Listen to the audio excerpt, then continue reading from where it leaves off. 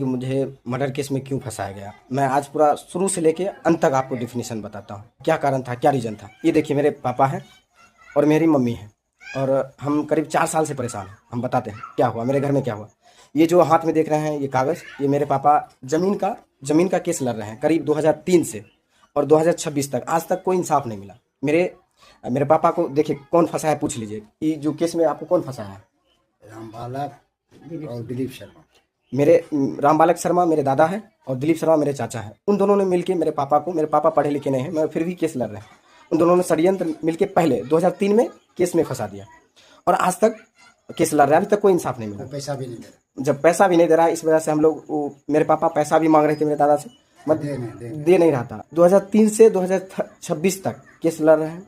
इसी बीच मेरे चाची और चाचा दोनों षड्यंत्र रच के, मेरे हरियाणा में ज़मीन है, हरियाणा में मेरे दादा, और हरियाणा के करनाल जिला में मेरा ज़मीन है, फूसगढ़ में, फूसगढ़ गली नंबर 3 में, राजीपुरा गली नंबर 3 में मेरा, हम लोग दादा दादी का ज़मीन था, मकान है। उस इंसान को, मेरे चाचा और मेरी चाची को उस ज़मीन का लोभ हो गया। बहुत दिन पहले मेरे दादा दादी वहाँ रहते थे, तो ज़मीन खरीदे थे, और घर उर अच्छा खासा बना हुआ है। करीब हमको लगता है 15-20 करोड़ का संपत्ति है वो। हम अंदाज़ा नहीं लगा सकते, जो 50-60 साल पहले खरीदा गया, करीब 2010 की बात है।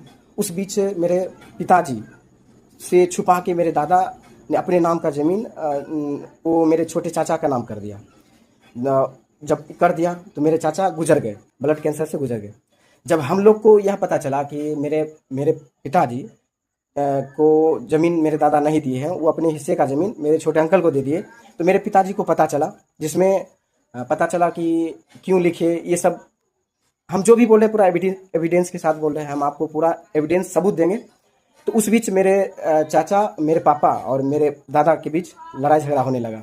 मेरे पापा गुस्सा आ गए मेरे दादा पे, बोले क्यों ने हमको कहे छुपा के काहे लिखे। कोई बाप अगर बेटे से गद्दारी करता है तो किसी को भी चोट लगता है, सोचिए।